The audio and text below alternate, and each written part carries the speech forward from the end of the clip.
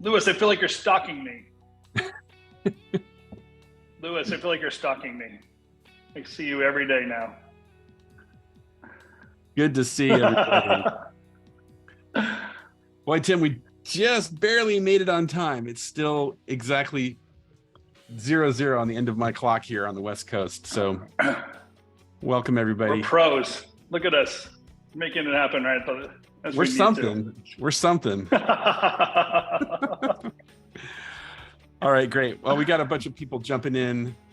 So, Tim, this is like a continuation of this conversation that happened in the community yesterday, and I'm mad I missed it because I was doing a walkthrough of Rob Wagner's stimulated works system and method with about 30 other people. So yesterday was like a big day in the community. It was cool. Yeah, we split the group, I think. Right? What do you think is most important? Yeah. Well, I'll let everyone be the judge of that. All right, well, let's go ahead and get started. I think Lydia is letting in some more folks. I'm going to kind of wind down the music and we'll get rolling because we do have only 30 minutes, Tim, and it does tend to go pretty fast. So let me stop my share, and I guess I'll spotlight you and I for right now. We might drag some people into this conversation as well. Okay, now that we're officially underway, welcome to the weekly briefing. I'm Joel, joined here by my partner in crime, Tim Thompson. It is Thursday, January the 12th. Greetings from Los Angeles. Tim and I are both here, but of course we're not in the same room. He's across town. What's it going to take? I think I could reach and touch you or whatever, which way I have to do it, but I'm not going to. I think it's the floods. Let's blame it on the floods.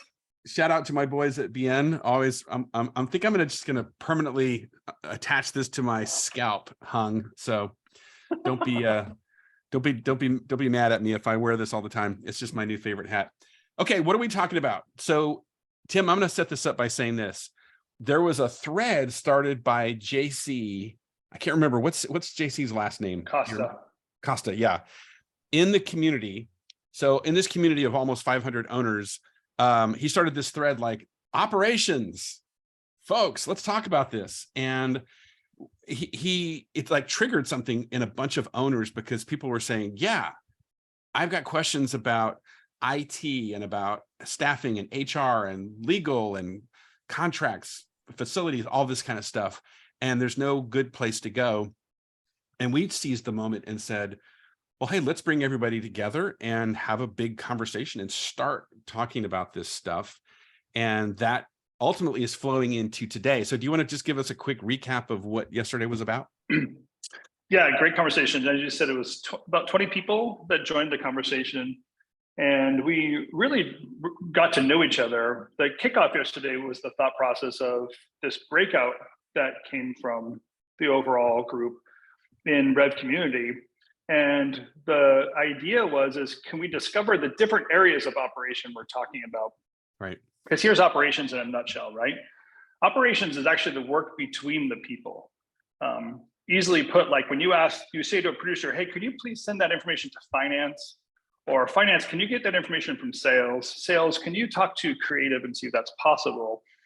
There's this mortar between the bricks that operations fills and the connecting points between each of those hubs that need some system to move information and expectations from one group to the other. So if your production team needs to know, did our client pay their invoice? Can I deliver? How do we operationally get our finances up to speed, deliver the information to production in a way production can make that decision and have that oversight? And the way I've been talking about it is it's not the wheels, right? Because the wheels are all the ingredients. It's the actual cog on the wheels and where one touches the other and pushes it along. And we're not usually familiar because when we're smaller, we solve operations problems with people. And so as you grow and develop, you need to actually solve the problem systematically and functionally and routine-wise, and not just, well, Ryan's in charge, so Ryan, go tell them. And Ryan, why did you mess up? We have to actually solve the problem in a different way. So that's where operational rub and operational solutions come from. Well, this is where you and I think one of us coined the phrase, how, not who, is part of that entrepreneurial journey of mastering that operations ingredient. And I'm thinking, like, I just had a call before the briefing where I was working with one of our members, an owner who is trying to move beyond, oh, I need to hire people, right? Get me a person, as opposed to, no, I need to create a system and a routine that always has talent coming in the door. And, like you said, that's very much a system and a routine, not just a thought. But it is, in a way, it's production reaching out to HR and saying, hey, we need talent. What have you got? Because production is getting jobs done. It's not trying to find new talent. That's a different almost department. Yeah, and if you think about how we grow our business, right? We have a specialty. So we know what we're doing with the specialty we have. And we might have a partner that has a complementary specialty. I'm a producer, you're a creative. Let's make a company together. And it's an easy conversation. I'm production, you're creative. One of us will be in charge of finance, because finance isn't that big of a deal when we're starting a company.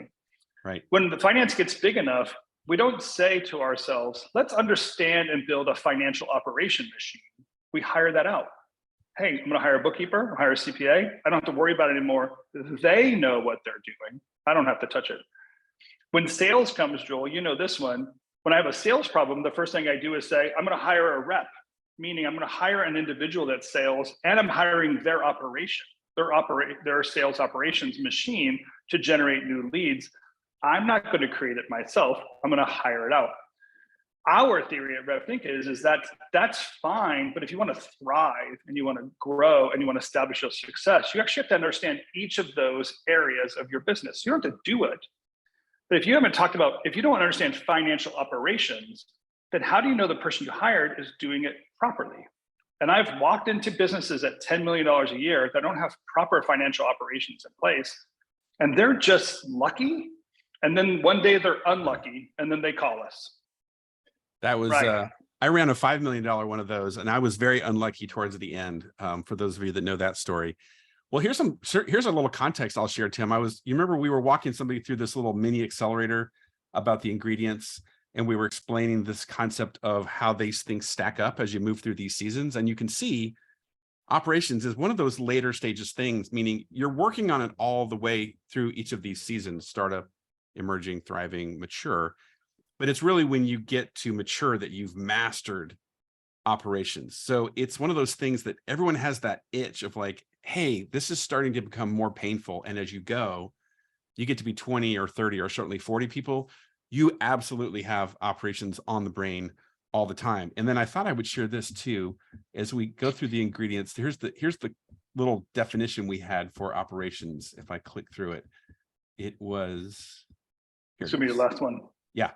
The oil between the gears, which makes everything run better. So that's your gear paradigm there. And then we talked about, as you move through this journey, here's where I started. How many can relate to this? You first start off by being the owner who says, what is operations? Okay, that was me, full confession. And then you start to get to the stage where, hey, everything is kind of working. And then now you ultimately get to a place of, hey, we perform really well at both scale and speed. So maybe that's a bit of a moonshot. Now, that said, Tim, yesterday, what I heard was everyone kind of got through this conversation, sort of shared their pain points on operations, and kind of landed on, gosh, if we all just had a dashboard. What's that about? I mean, I know obviously very much what that means, but I'm going to play dumb and just be like, come on, tell us all about it.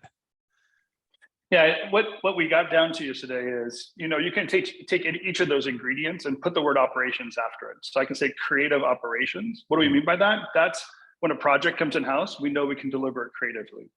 Production operations, what does it mean? It's the budget and scheduling and resourcing to get the project delivered. Financial operations, what's that? Bookkeeping, and each of those items, sales operations, marketing operations, what have you. That last node is operations. And what that is you have a machine that can create new operations. So whatever the need is, we have an operations machine that can generate that process. And that's where scale and growth are able to get things moving, because you don't have to worry about, if you're a $50 million business, you know that the machine itself generates and spins off that project or that procedure or that new technology that we're adopting into our company. When we were talking about the dashboard, imagine simplifying that backwards and saying, wouldn't it be great to be able to look at the result of my creative operations, the result of my production operations, the result of my finance operations, all in one place? And when I started in operations in the 90s, I was actually inspired by a mentor of mine. He was the CEO of Chevron, and I met him when I was at college as like on the board of directors. And I asked George one day, I said, George, tell me the secret of what it takes to really run a huge multinational corporation. And he said, Tim, it's simple, one piece of paper. And what he was saying to me is, every day he got one piece of paper, and on that piece of paper on a daily basis, there was a dashboard. There was key metrics that he was looking at. And he can understand how his company was performing in the stock market, where it was performing on the financial sector, where it was performing on production items. He can look at that piece of paper regularly and understand the heartbeat of his company and where it might be missing, where it might need some extra effort, and where it might be not hitting expectations, and then focus on that area, get his team together and solve that problem.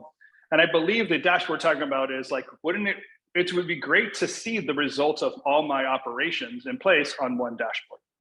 Well, I'm gonna maybe trigger some folks when I say this, that most of us, when we think about a dashboard like that, we go, oh, I have that dashboard. It's called my checking account. And I open up my checking account, at the bank and see what my business checking balance is. And again, that does tell you some things, but not very much. I was gonna humorously quip that maybe the only worse version of a financial report would be, here's my lottery ticket. Did I win today? Yeah. Or here's my wallet. What's inside? That's you're in trouble when that's it. Right. Yeah, if you think about it, an operations dashboard actually needs operations behind it, right? Yeah. Because I can only see on a dashboard the results of the regular efforts people are putting in different areas. So RevThinkers, you kind of all know this, that we actually have dashboards in place. An easy example is our production roll-up that we readily give to everybody. I have one right here. I'm going to show it. Oh yeah. Look how beautiful. We give this to everybody. It's free. You can download it. If you don't have one, email me. I'll send it to you. It's super simple to use. But what we're looking at here is a system and a process, or a system and routine that needs to be regularly updated from our production team. And then boom, I can have a production dashboard or a production roll-up that shows me those results and those answers. A cash flow works the same way. A cash flow is a system matched with a regular financial routine. And the way we program it at RevThink is like every single week on the same day. Today's Thursday. I've been doing it all day. I sit down with clients, spend a half hour with them, and we see the results of an operation behind it. The bookkeeper did work. Our salespeople did work. We got the data into our machine, and then we can look at the results of it. Boom, cash flow. So each of these areas, it's a system and routine that you have to actually build and maintain first before the dashboard will show up. And this is, I'm thinking of like a sales pipeline, which is my favorite. I always want to, right? Like, how many deals do we have in play? What's about the total value? Because if it's less than $1 million, something's off, right? If it's over 2 million, we better go hire a bunch of people. But yeah, I think the thing that you said about having to maintain it and turn it into a routine is my encouragement to everybody, because I suck at this. And I always sucked at this when I ran Impossible, that I'd have this moment at the beginning of the year. What's this year going to look like? And I would sit down and I would grind my way through making some sort of a spreadsheet and taking last year's data and putting it into a spreadsheet. And I would look at it and I'd be like, okay, there's my report. There's my dashboard. Yes. And then 4 months later, I would wake up in the middle of the night and be like, what did I ever do with that? Didn't I make something?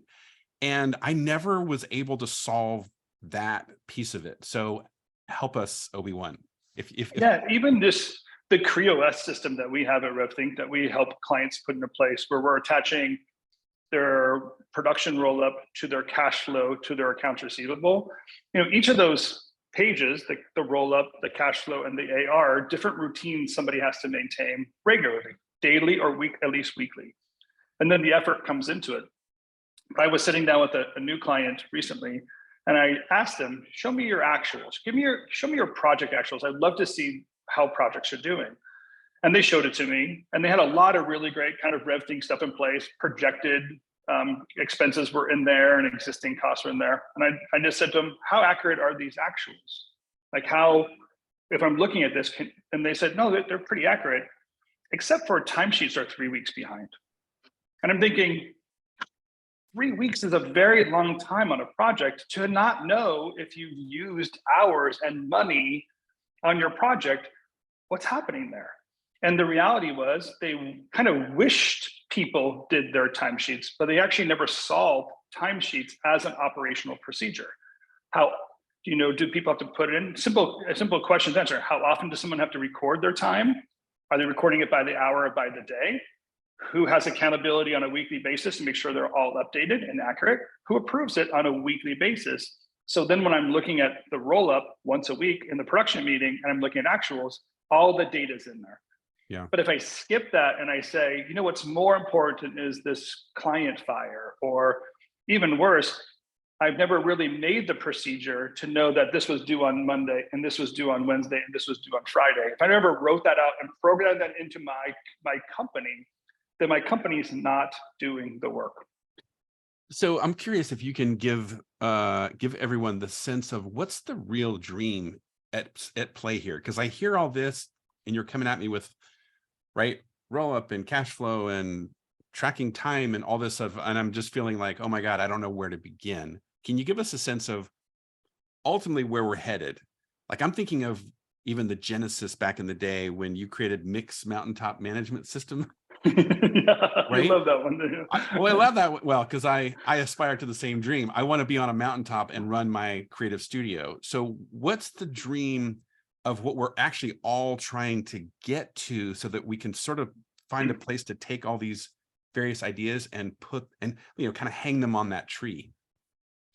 Sure. So obviously the result of a dashboard, or the result of this effort, is analysis, right? I want to be able to speculate, see the results of work, have some analysis that I can make decisions as a business owner or business manager. So how do I get my information in a way that I can read it, analyze it, and make those decisions? That's the key output that I want from here. Right. Before that, what we need to work on with people is strategic growth. Really, where are you and what are the real problems that you have to focus on in your life cycle of your business, or the maturity level?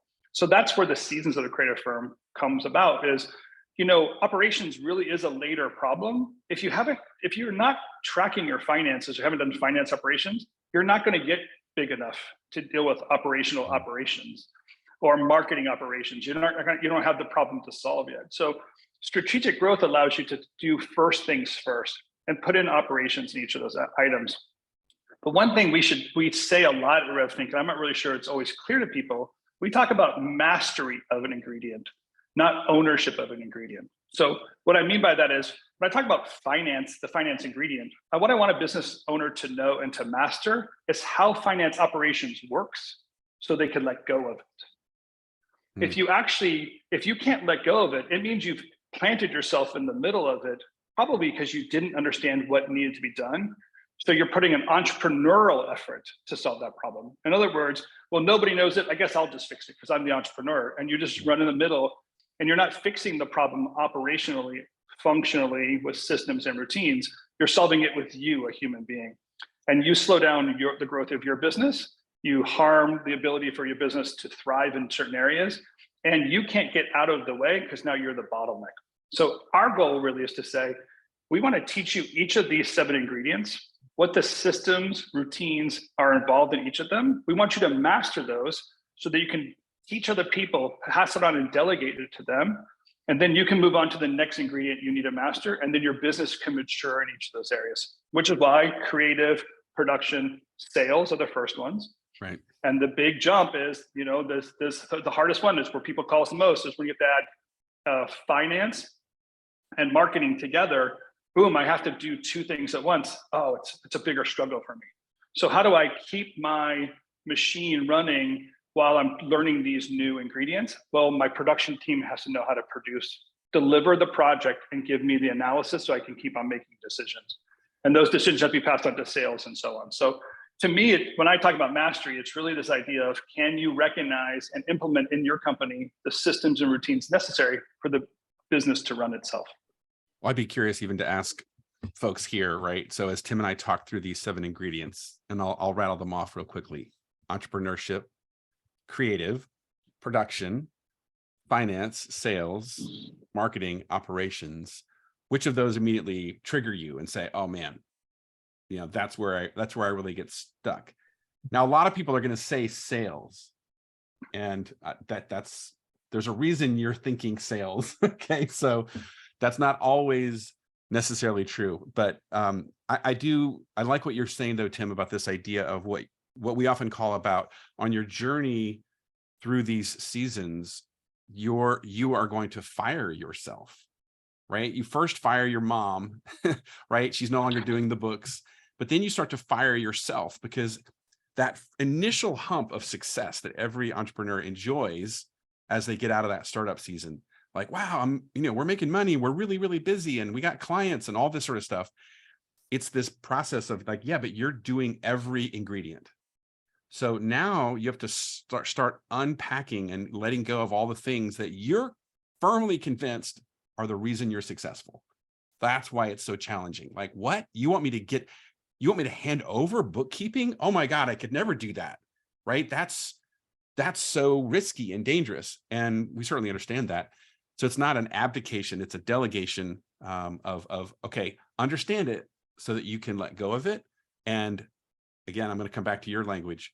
There's a system and a routine, and usually a report, as unsexy as that sounds, that allows you to keep your finger right on the pulse and be like, okay, how's my creative company doing this week? Oh, okay. This week I had this meeting, this report, this conversation, and I'm good. I'm running my company. I'm on the top of a mountain, but everything's good. Yeah, and if this machine is a vehicle, we want you to be looking out the front windshield with the high beams on so you can see as far out as possible.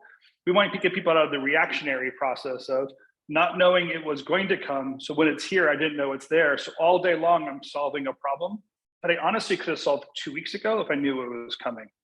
So to be able to get these decisions and this visibility and this analysis out far enough in the future that today is not a crisis, because I've been slowly methodically working through the process that's there. The other place that people make big mistakes when it comes to operations, just like thinking that a person solves the problem instead of operations solving the problem, is they believe a system is the answer.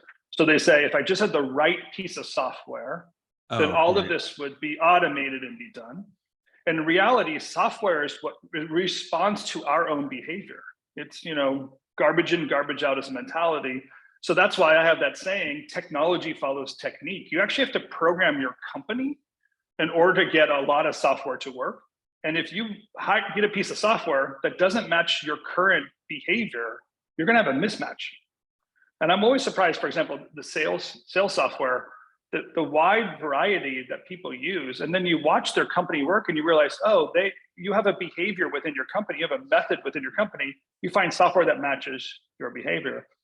A lot of people want to go write their own. Let's get on Zoho and build something. Let's make these really complicated systems, and we'll just train people to follow our systems. But humans don't work that way. Humans really want low effort, right? We go for high efficiency, low effort return. That's how all of us work. So if you're going to make me click 5 things, I'm basically going to skip it if I could do it in Slack. But if I do it in Slack, I don't get to capture the answers that I need to in my system.